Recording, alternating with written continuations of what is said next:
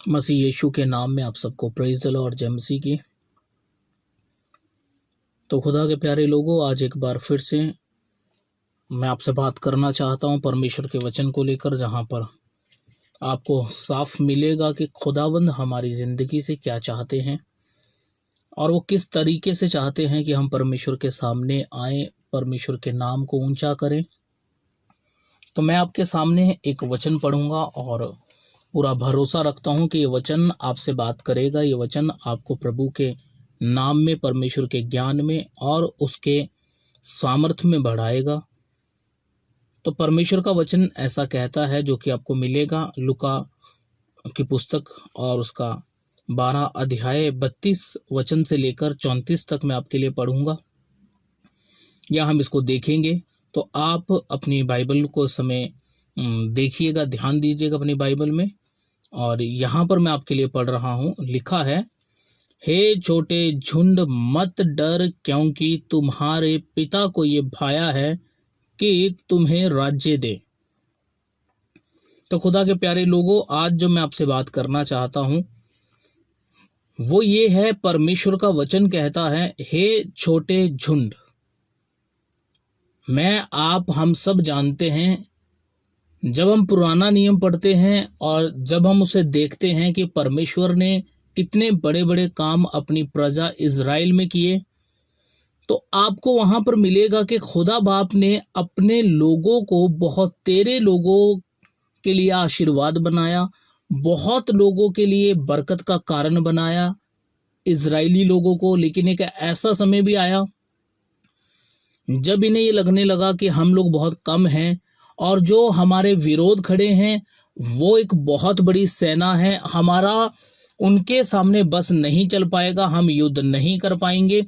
और वो इस कारण से डर गए कि हम बहुत कम लोग हैं।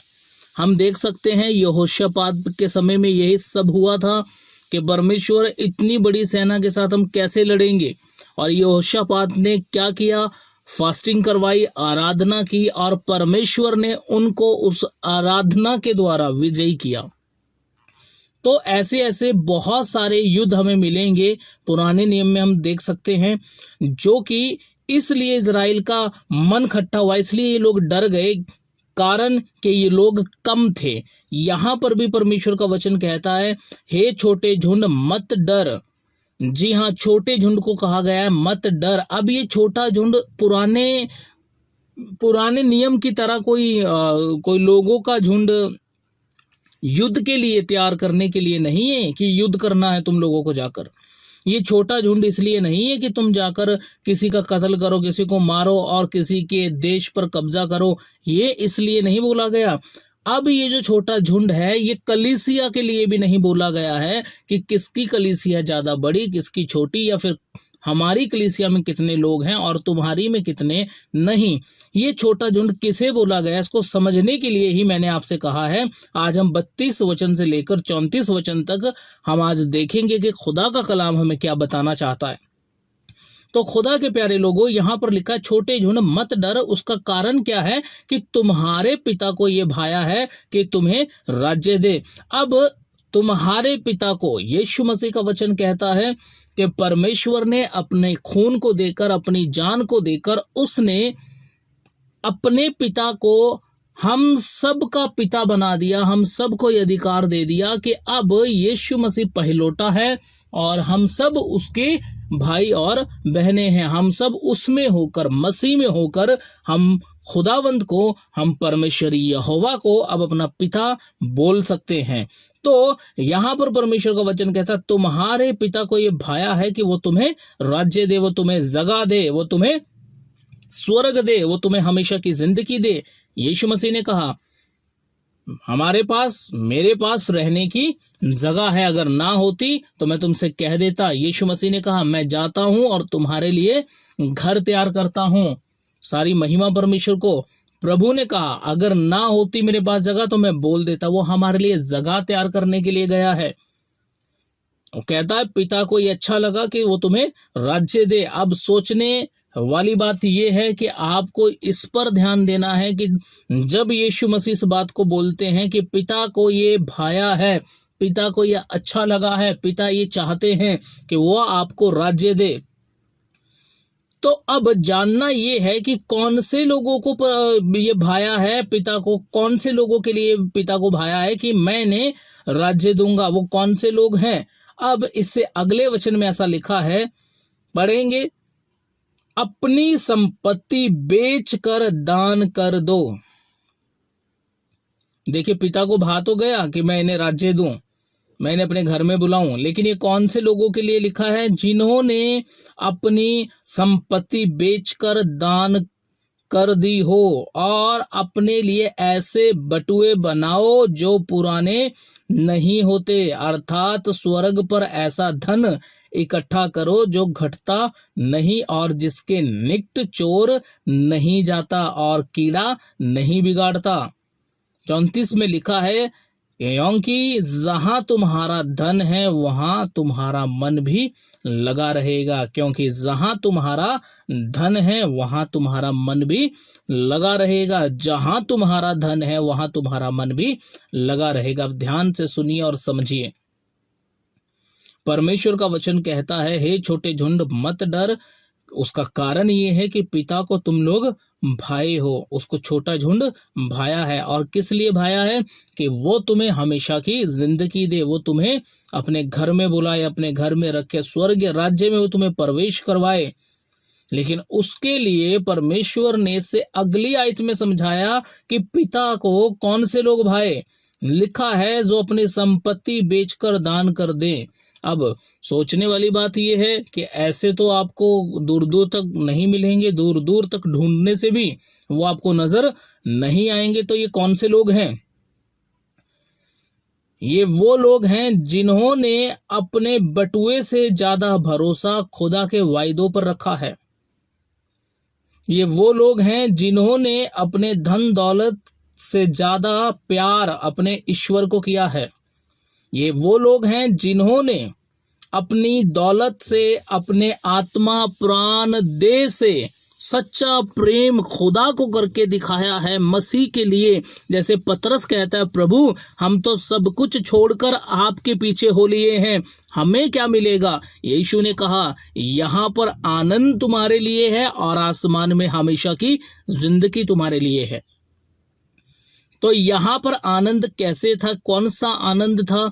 यहाँ पर यह आनंद है कि जब जब कोई मायूस होगा, कोई निराश होगा, जब कोई फंसेगा, जब किसी की सहायता की जरूरत पड़ेगी, तो मैं उनके आनंद के लिए भी तुम्हें भेज दूंगा। मैं उनके आनंद के लिए, उनके दुख में भी तुम्हें शांति देने के लिए वहां पर भेजूंगा और तुम्हारे जाने से वहां पर शांति आएगी। देखिए, इन बातों को जब आप समझेंगे तो आप यहां तक पहुंच सकते हो जो मैं आपको बात बोलना चाहता हूं। अय्यूब की अगर हम जिंदगी को देखें तो बहुत सारे अय्यूब के ऊपर दुख आए, अय्यूब का सब कुछ चला गया। लेकिन मैं आपको बताना चाहता हूं, क्या आपने कभी इस बात पर ध्यान दिया? अय्यूब 29 अध्याय में ऐसा बोलता है कि मैं तो उन लोगों के समान था जो बहुतों के लिए, जी हाँ, जो बहुतों के लिए शांतिदाता का काम करता था, शांतिदाता था, शांति देने वाला था मैं उन्हें। देखिए परमेश्वर का वचन क्या कहता है। अय्यूब 29 अध्याय मैं आपके लिए पढ़ूंगा। 23 वचन से लिखा है, जैसे लोग बरसात की वैसे ही मेरी भी बाट देखते थे, और जैसे बरसात के अंत की वर्षा के लिए वैसे ही वह मुंह पसारे रहते थे। क्यों ऐसा क्यों बोला अय्यूब ने? उस समय आप सब जानते, खेती, जो भी लोग खेती करते थे वो डिपेंड रहते थे परमेश्वर पर। आसमान से बारिश होती थी, अनाज मिलता था, उनको बरकत आती थी, उनके घरों में उनका गुजारा चलता था। अय्यूब कहता सेम वैसे ही मेरी बाट जोते थे लोग। आगे 24 में लिखा है, जब उनको कुछ आशा ना रहती थी तब मैं हंसकर उनको प्रसन्न करता था।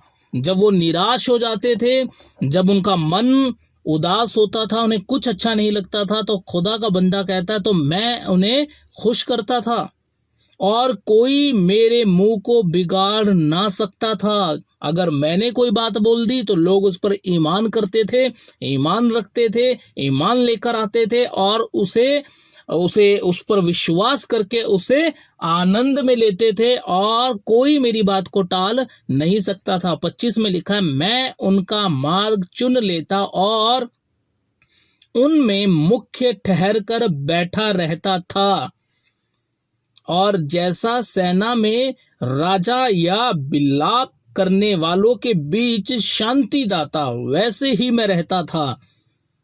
तो सोचने वाली बात यह है, वो एक शांति दाता की तरह रहता था उनके बीच में। और एक ऐसा टाइम आ गया है, अब अय्यूब के आगे पीछे कोई नहीं है,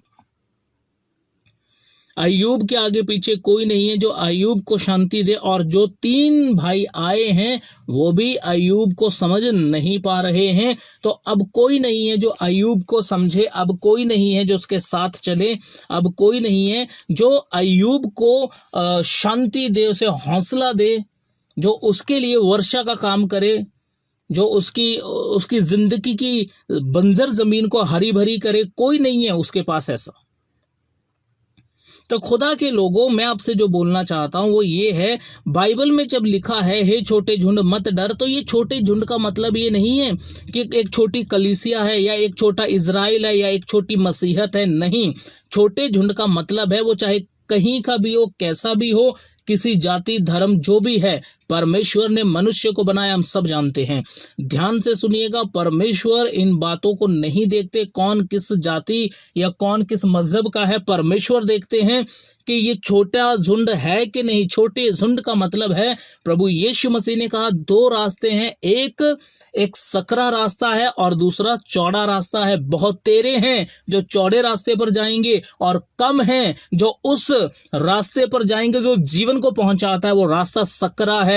और ये जो थोड़े लोग हैं, इन्हीं को यहां पर परमेश्वर का झुंड बोला गया है कि तुमने संपत्ति बेचकर तुमने दान की है, या फिर हम ये ऐसा बोल सकते हैं कि तुमने संसार से अपने मन को, अपने धन को, अपने आत्मा प्राण देह को अलग रखा है, खुदा के लिए रखा है, पिता के लिए रखा है। तो पिता परमेश्वर ने भी आसमान से तुम्हारी बाजू को पकड़कर तुम्हारे लिए स्वर्ग में जगह रखी है, जिस जगह को देने के लिए तुम्हें इस दुनिया से खींच लेने वाला है। पलक झपकते ही तुम यहां से उठा लिए जाओगे यीशु मसीह के नाम में। अब ध्यान दीजिए, परमेश्वर के वचन में साफ लिखा है, ऐसे बटुए बनाओ जो पुराने नहीं होते, अर्थात स्वर्ग पर ऐसा धन इकट्ठा करो। देखो मतलब क्या है, अर्थात स्वर्ग पर ऐसा धन इकट्ठा करो, ऐसे बटुए बनाओ जो पुराने नहीं होते। और इसका मतलब है स्वर्ग में धन इकट्ठा करो, अपनी संपत्ति बेचकर दान कर दो। इसका मतलब ये नहीं है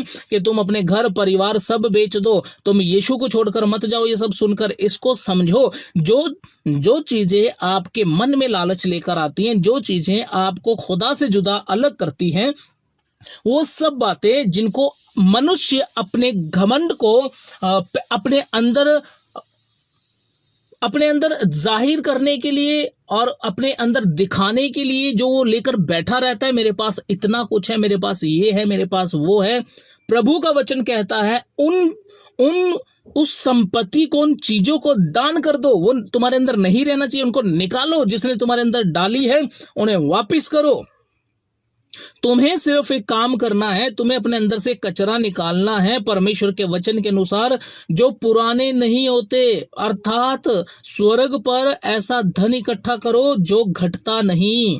क्यों नहीं घटता वो? क्योंकि जो आपने वहां पर इकट्ठा कर लिया, जो आपने वहां जमा कर लिया, वो कभी भी डाउन नहीं आता, वो करेंसी कभी नहीं गिरती। वो परमेश्वर के आत्मा में, उसके दिल दिमाग में एक छाप बन जाती है कि इस मनुष्य ने मुझे समय दिया, इसने अपना चरित्र सही किया, इसने दुनिया से पहले मुझे पहले स्थान पर रखा। तो परमेश्वर क्या करेगा? वो धन आपका कभी वहां पर बिगड़ेगा नहीं। इसीलिए लिखा है उसके निकट चोर नहीं जाता। शैतान चोरी नहीं कर सकता, आपके धन को बिगाड़ नहीं सकता, आपके धन को चुरा उठा और वहां से निकाल नहीं सकता। वहां कीड़ा भी नहीं बिगाड़ता उन्हें, चाहे आपको यहाँ इस जमीन पर अभी कितने ही साल क्यों ना जीना हो, लेकिन आपका धन जो आपने आसमानी धन कमाया है वो आपका सेफ रहेगा। जिस दिन न्याय होगा, जिस दिन आप खुदा के सामने जाओगे, वो धन आपको बचाएगा, वो धन परमेश्वर से आपको महिमा दिलाएगा।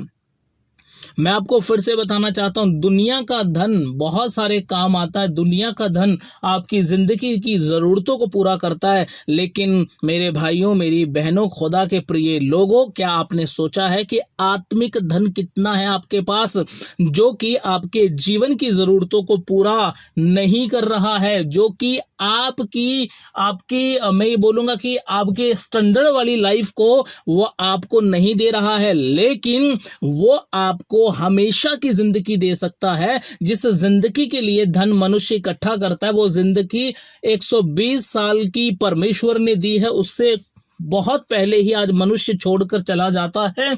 लेकिन जो धन परमेश्वर कहता है आसमान में होगा, वो 120 साल के लिए नहीं है, वो हमेशा के लिए तुझे बचाएगा, वो हमेशा के लिए तुझे बढ़ाएगा।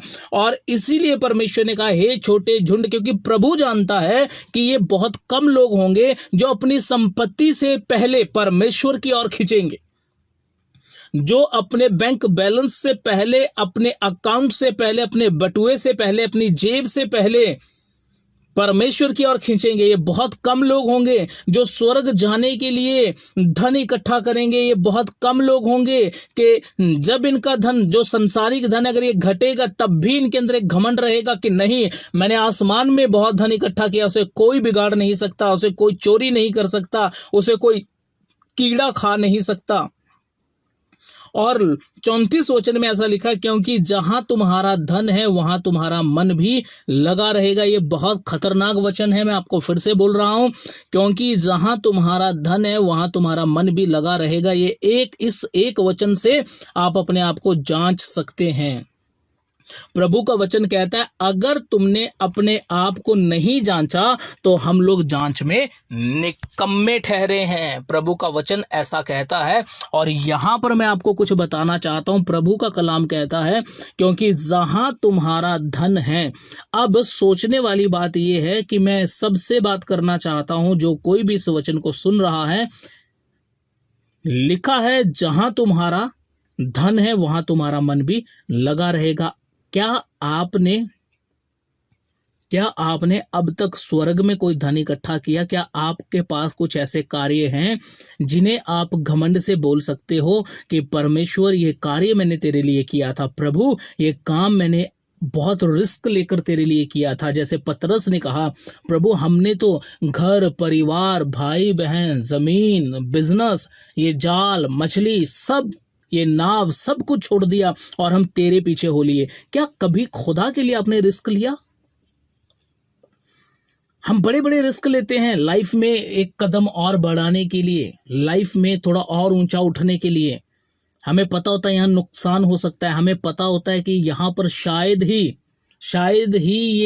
ये आशीष, ये बरकत, या फिर ये एक महंगी चीज शायद मेरे हाथ से निकल जाए, तब भी हम बारंबार कोशिश करते हैं कि इस बार नहीं तो अगले बार कुछ होगा। लेकिन परमेश्वर के वचन में साफ लिखा, जहां तुम्हारा धन है वहां तुम्हारा मन भी लगा रहेगा। क्या कभी खुदा के काम के लिए रिस्क लिया?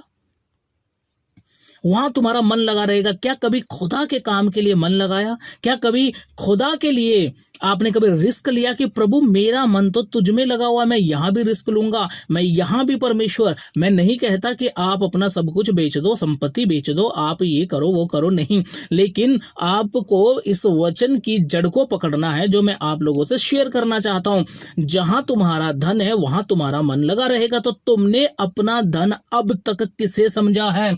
अगर सिर्फ दुनिया की आशीषों को, दुनिया की चीजों को, संसार में जीने को, संसारिक तरीके से अपने आप को ऐश में रखने से अगर आपको लगता है कि ये आपका धन है, तो आप जितना मर्जी यीशु में बढ़ने की कोशिश करो, जितना मर्जी आप यीशु को प्रभु प्रभु बोलो, फिर आपका मन खुदा में नहीं लगेगा, आपका मन उसके वचन में नहीं लगेगा, आपका मन परमेश्वर को समझने के लिए तैयार नहीं होगा, क्योंकि खुदा का कलाम कहता है जहां तुम्हारा धन है वहां मन रहेगा। अगर आपने सांसारिक धन को अपना धन बनाया है, अगर आपने अभिलाषाओं को अपना धन बनाया है, अगर आपने अपनी लाइफस्टाइल को अपना धन बनाया है, तो चाहकर भी आपका ध्यान, आपका मन खुदा के कलाम पर, खुदा की संगति में, खुदा के लोगों में, बाइबल पढ़ने में, प्रभु को पुकारने में नहीं लग सकता। जी हां, फिर से बोलूंगा, नहीं लग सकता। अगर आपको अपना ध्यान खुदा पर लगाना है, अगर आप चाहते हैं आपका मन सही रहे, अगर आप चाहते हैं आप बंधनों से बचें, शैतानी कामों से बचें, उल्टी सीधी अभिलाषाओं से बचें, उसकी शैतान के बोए हुए हजारों प्रकार की चाल से आप सेफ रहें, उसके अलग अलग तरीके से, जहां पर वो आपके पांव के लिए फंदा लगाता है, जहां पर वो आपको एक गंदे तरीके से नुकसान पहुंचाना चाहता है, आप याद रखें, अगर आपको वहां से बचना है तो आपको अपना मन परमेश्वर की ओर लगाना पड़ेगा, आपको अपना धन परमेश्वर को समझना पड़ेगा, आपको अपना एक न्यू अकाउंट खुदा बाप यीशु के बैंक में खुलवाना पड़ेगा, आपको अपने मन को प्रभु की ओर, प्रभु को बोलकर खींच लेना पड़ेगा, तब जाकर आपका माइंड सेट होगा खुदा के साथ। और 32 में साफ लिखा है, हे छोटे झुंड। तो ये छोटा झुंड वही है जो खुदा के तरीके से दुनिया में जी रहा है, जो खुदा के तरीके से दुनिया में चल रहा है, जो खुदा के तरीके से रहता जमीन पर है लेकिन उसका धन आसमान में इकट्ठा हो रहा है, जिसका खुदा के तरीके से वो रहता इस जमीन पर है लेकिन उसका मन परमेश्वर में लगा रहता है, उनको परमेश्वर ने कहा है छोटा झुंड। कुछ लोग इसकी परिभाषा को ही गलत कर देते हैं। कुछ लोग समझते हैं छोटा झुंड छोटी चर्च है, कुछ लोग समझते हैं छोटा झुंड 20 लोगों का झुंड है, 10 लोगों का झुंड है। नहीं, मैं आपको बताना चाहता हूं ये छोटा झुंड वो है जो कि एक सकरे मार्ग पर चलेगा और कम लोग होंगे जो उस रास्ते से आपको जाते हुए मिलेंगे, जिनसे आपकी मुलाकात होगी। लेकिन मेरी प्रार्थना है कि मसीह यीशु के नाम में सब सुनने वाले आज इस वचन को जाने, आज इस वचन को समझे कि ये छोटे झुंड में मेरा और आपका नाम भी आया है। हम भी इस रास्ते पर चल सकते हैं। इस पर चलने का हमें फायदा ये रहेगा जी हाँ, इस पर चलने का फायदा हमें ये रहेगा कि हम अपने पिता को भा जाएंगे। खुदा के वचन में लिखा है क्योंकि तुम्हारे पिता को ये भाया है। क्या कि ये अच्छे लोग हैं, इन्होंने दुनिया में रहते हुए, संसार में रहते हुए, इन्होंने दुनिया को नहीं, इन्होंने सबसे पहला स्थान मुझे दिया है। इन्होंने अपना धन वहां इकट्ठा किया है जहां चोर नहीं उड़ा सकते, कीड़ा नहीं खा सकता, जहां पर इनका धन किसी भी तरीके से घटता नहीं है। देखिए साफ लिखा है, अर्थात स्वर्ग पर ऐसा धन इकट्ठा करो जो घटता नहीं है। मार्केट डाउन जाए, जो भी हो जाए, लेकिन यहां पर आपका धन घटेगा नहीं, यहां आपका डॉलर गिरेगा नहीं, यहां पर आप नीचे नहीं जाओगे। जी हाँ, यहाँ पे प्रमोशन ही प्रमोशन है। यहाँ पर आपका आत्मिक धन घटेगा नहीं, सिर्फ और सिर्फ बढ़ेगा। लेकिन सोचने वाली बात यह है, समझने वाली बात यह है कि देखिए खुदा ने हमें वहाँ कितना फ्री कर दिया। हमारे धन को लेकर हम कितना सेफ रह सकते हैं, हम कितने आराम से रह सकते हैं कि जब मेरा धन वहाँ पर है तो अगर मुझे आज भी ये दुनिया छोड़नी पड़ जाए तो मैं अपने खुदा के साथ वहाँ रहूंगा, मैं तो सेफ हूँ। चोर वहां नहीं चुरा सकता जिसकी हमें टेंशन होती है, वहां पर धन गिरता नहीं है कि हमारी करेंसी वहां गिर जाएगी, नहीं, वहां पर कीड़ा भी नहीं खाता कि डिमक उसमें लग जाएगी अगर हमने ध्यान नहीं दिया, नहीं। इन सब बातों से प्रभु यीशु मसीह ने हमें आजाद कर दिया है, सिर्फ ये चाहते हुए कि हम उस छोटे झुंड में शामिल हो जाएं जो डरे ना। लिखा है छोटे झुंड मत डर, जो डरे ना, जो अपने खुदा पर भरोसा रखे, अपने परमेश्वर पर भरोसा रखे। टाइम चाहे कितना भी हो जाए, उसने हजारों साल पहले कहा था मैं आऊंगा, भले ही वो आज तक नहीं आया, लेकिन हम ना डरें कि ऐसा ना हो कि हम डर कर बोले प्रभु आत्मिक धन किसने देखा है, आत्मिक धन हमें क्या पता कहां इकट्ठा है। नहीं, परमेश्वर के वचन में साफ लिखा है स्वर्ग पर ऐसा धन इकट्ठा करो, स्वर्ग पर। तो मेरे खुदा के लोगों, अब तक आप स्वर्ग में नहीं गए। जिस दिन आप स्वर्ग में जाएंगे, सच कह रहा हूं मैं, जिस दिन आप स्वर्ग में जाएंगे तो ये देश विदेशों की जो कि इस पृथ्वी पर है, दुनिया की करेंसी आपको वहां नहीं बचाएगी, आपको वहां इसकी चाहत नहीं रहेगी, आपको वहां इसकी जरूरत नहीं पड़ेगी। आपको अपने खुदा के सामने आत्मिक धन की जरूरत पड़ेगी। आत्मिक धन आपको वहां बचाएगा, आत्मिक धन वहां आपको खुदा के लायक बनाएगा। तो करना क्या है, परमेश्वर के वचन के अनुसार अपना धन सबसे फर्स्ट खुदा को ही समझना है, अपनी दौलत परमेश्वर को समझना है, अपना जीवन खुदा को समझना है, अपने माता पिता परमेश्वर को समझना है, जो कि है भी है, सच भी है। तो जब आप सबसे पहला स्थान, सबसे पहला औहदा, अव्वल नंबर पे जब आप खुदा बाप को रखेंगे, तब परमेश्वर आसमान से बरकत देगा और परमेश्वर कहेगा कि ये धन तुम्हारा है, आज तक बिगड़ा नहीं है, ना मैंने इसमें काई लगने दी, ना इसमें कीड़ा लगा, ना यहाँ से चोर उड़ा के लेकर गया। और खुशी की बात है कि ये घटता भी नहीं है, ये डॉलर, ये रुपया कभी गिरता भी नहीं है, ये धन कभी खत्म या नीचे नहीं आता, ये बढ़ता ही जाता है। लेकिन उसके लिए आपको मैं फिर से बोलूंगा, एक काम करना पड़ेगा खुदा के कलाम को लेकर, वो ये है जहां तुम्हारा धन है वहां तुम्हारा मन भी लगा रहेगा। आपको अपना धन, जी हां, आपको अपना धन परमेश्वर को मानना पड़ेगा, खुदा के कलाम को मानना पड़ेगा, इसमें मन लगाना पड़ेगा। जब तक आप सिर्फ जुबान से कहेंगे कि परमेश्वर मेरा प्रभु है, यीशु मेरे लिए क्रूस पर मारा गया है, यीशु के कारण मुझे जीवन मिला है, और आप अपना मन इस धन पर लगाकर रखें जिस पर दुनिया ने लगाया हुआ है, तो आप प्रभु यीशु का वो वचन भी याद रखें जहां यीशु ने कहा, जब तुम मेरी बातें नहीं मानते, जब तुम मेरा कहना नहीं मानते, तो क्यों मुझे हे प्रभु कहते हो। फिर खुदा बाप ने ये भी कहा, जो मुझे हे प्रभु कहते हैं, उनमें से हर कोई स्वर्ग के राज्य में प्रवेश नहीं करेगा। प्रभु क्यों नहीं करेगा? अगर हम आपको प्रभु कहते हैं, अगर हम आपको खुदा का बेटा करके मानते हैं, तो प्रभु हमें बता कि खुदावन हम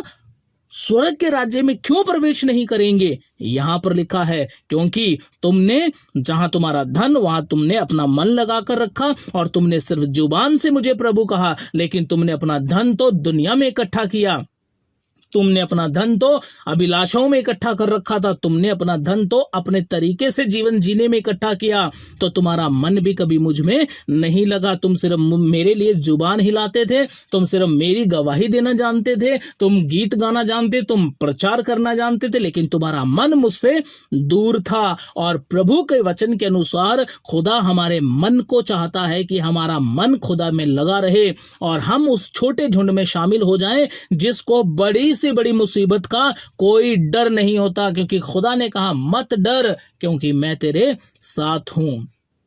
इधर उधर मत ताक, ये सिर्फ डर के लिए नहीं है, इधर उधर मत ताक, दुनिया के धन दौलत को मत ताक, वो कहां पहुंच गए, ये कहां पहुंच गए, उसने क्या कर दिया, इसने क्या कर दिया, छोड़ो सबको, आप देखो कि आपका धन अगर आसमान में है तो उनका धन और वो लोग मिट्टी हैं, एक दिन मिट्टी में जाएंगे, लेकिन आप सच्चे खुदा को जानने वाले लोग हो, आपका आत्मा बच जाएगा यीशु मसीहा के नाम में। तो खुदा के प्यारे लोगों, ये एक छोटा सा मैसेज था जो प्रभु ने मुझे दिया था कि मैं आप लोगों तक पहुंचाऊं, और मैं चाहता हूं, जी हाँ, मैं एक बार फिर से बोलूंगा, मैं चाहता हूं कि आपको ऐसे बटुए बनाने हैं जो पुराने नहीं होते। और मैं आपको बताना चाहता हूं, वो बटुए कभी भी कपड़े के, लेदर के या आपको दुनिया के तौर तरीके से नहीं मिलेगी।